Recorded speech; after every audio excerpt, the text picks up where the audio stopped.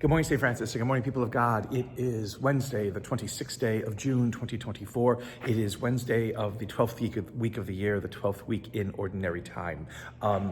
Coming to you inside the narthex, our gathering space here at St. Francis, because it is just way too hot outside. And so basically I'm going to stay inside a little bit just to do this over here. Our wonderful fireplace, our evangelists over here.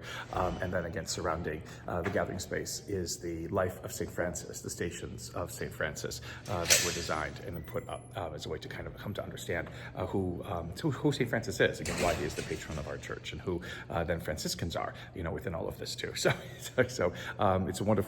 If you ever come here, the stations are reprints of the frescoes of Giotto in the Basilica of St. Francis in Assisi. So it's almost like being in Assisi. Not really, but it is. It could be. So today, on this very table, and behind the doors of the church, which are closed, there are a whole bunch of audiovisual things being put in, which I will discuss at a later point. Today, on this Wednesday of the 12th week of the year, Book of Kings again continues as we go through the history of the kings and the history of Israel. We come to, although he is not mentioned, the reign of Josiah, who reigned in the 600s, BCE, and he takes the throne at 8 years old, and he is not polluted or disturbed by any of the regents who basically are ruling for him until he's of age to be able to take on the throne, and he's not corrupted enough. And so he is kind of basically a good king, in regard to all the other kings, which really, you're just going from the bottom up. And so you don't have to do far too much to become a good king in Israel. But his big claim to fame, what we hear today, again, he starts supposedly repairs on the temple, which again has fallen into disarray because the Israelites are worshiping other gods and goddesses. And if they're not destroying parts of the temple or distorting parts of the temple to worship these other gods and goddesses, then they're just not caring about what the furnishings or anything else like that. And so Josiah takes an interest in kind of wanting to repair some of the temple and bring it back, to what its former glory was. And in the course of doing that, the people who he sends, the high priest, Hilkiah and Shaphan and others, basically discover a book. And it is, as it says in Kings, it's a book of the law. Now, which book of the law and which law? Because there's a whole bunch of books of the law. Well, most biblical scholars think it perhaps was an earlier version of the book of Deuteronomy. And so, what that all kinds of says is that 600 BCE, again, so you're counting backwards down to 0 and then beginning again at 1 when you move into the Common Era. We're at this point where there still is no complete, canon of the Old Testament. It's constantly being revised and written and things like that. So it isn't necessarily being handed down in its full form, which then Israel is obeying. And it really can't, because the Book of Kings is still being lived. And so they're not writing it. There are chronicles and whatever it is, but the Book of Kings, as we have it, would not have been written during Josiah's time because there are still kings to go until it's completed.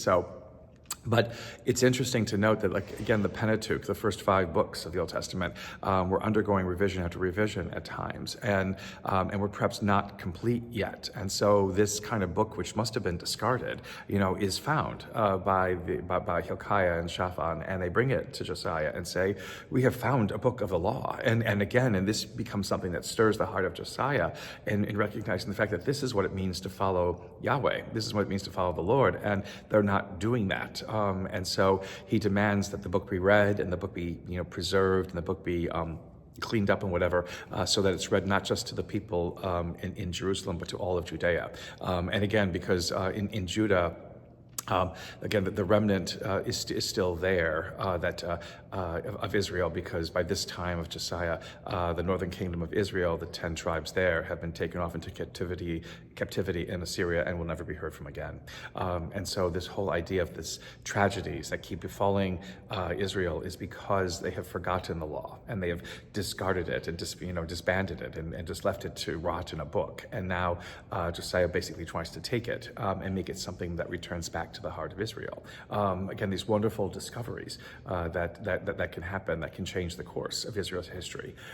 Unfortunately, Josiah is perhaps just one, and there isn't, and who follows him just go back to doing the same terrible things again, and it isn't enough to last. But in this story of Josiah, you see a king that tries to be the king that God desires him to be, and to follow, the rule and the law that God has given to people to build up the relationship that God has and needs with them, and they need with God.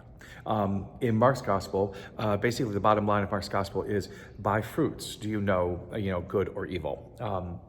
And which is always true. It's again a simple maxim that is important to remember. Again, we can have high hopes for people, we can place people on all kinds of pedestals, but if they do not deliver, if they do not tell us the truth of who and what they are and what they are about, and if we do not see things that they produce that give life and give holiness and give wonder and beauty to this earth, then they are not people we are called to listen to or to follow or to have any time with. Again, people can have the best of intentions and not follow through with what is best for all people. And those kinds of hard truths and hard realities are something that we as believers need to be able to discern. Just because someone looks nice and someone may be speaking nice doesn't mean that they will deliver niceness. And that is how we judge. And that is the simple way of judging, and the most perhaps accurate and important way of judging. A blessed day, St. Francis and people of God. May the Lord give you his peace.